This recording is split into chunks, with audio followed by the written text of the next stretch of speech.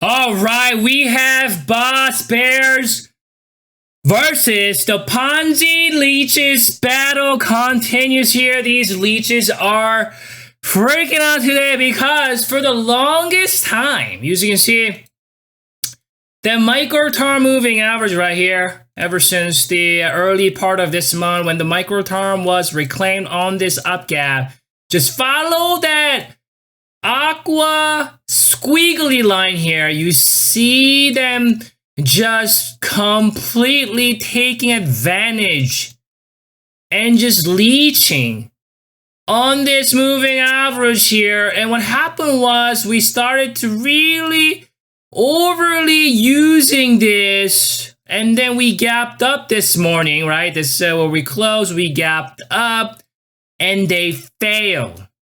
They failed to fill that down gap completely, and we faded back down for the first time in 3 weeks, ladies and gentlemen. We're now back below this micro-term moving average. You can see on the first hour, second hour faded. On the second hour, we broke below the micro-term. And look at the third hour. Bulls trying to get right back up here got rejected because that micro-term is now supporting the sellers for the first time in 3 weeks.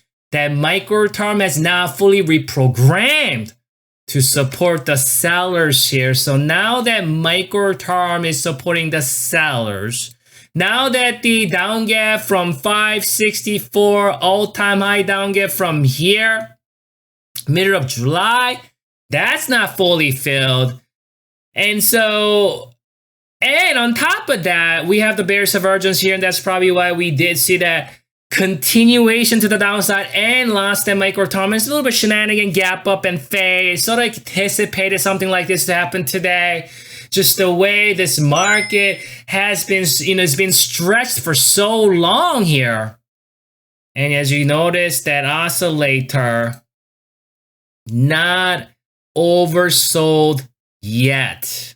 As you can see, it looks like bears still have at least one more day to push.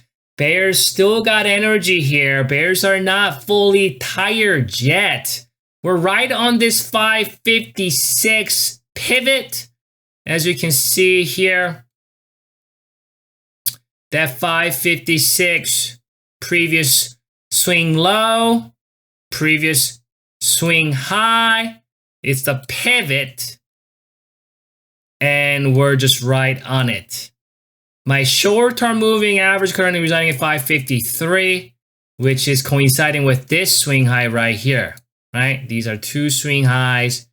And if we do see a downside, continuation to the downside, that's going to be 553 is going to be the next support. We see another, or we see a down gap or some sort in the morning. We break below 553. This down gap or up gap area at 550 is going to be a stronger support. It's that this down gap. This is where Boss Bear Command Center has not been fully dismantled yet. The Boss Bear Command Center did get hit, but it's still standing. As long as this down gap remains open, bears are gonna try to attack this up gap with everything they got. This up gap must be protected. But I think just the way, you can see we got a little bit of, real estate here. By the time I think bears get here, that oscillator is probably gonna hit that oversold zone, and bulls might take advantage of that situation. Perfect. Bears are tired. Bulls might use that as a support to bring it back up. But because we are still in the overall uptrend here, if we do see bulls, let's say gap it up and reclaim the micro-term, and if that oscillator crosses back up, we might be getting back up here. So I think the overall sentiment is still bullish in the mid to long term. Perfect. But in the micro term, as long as we're below this micro term moving average, sentiment is bearish.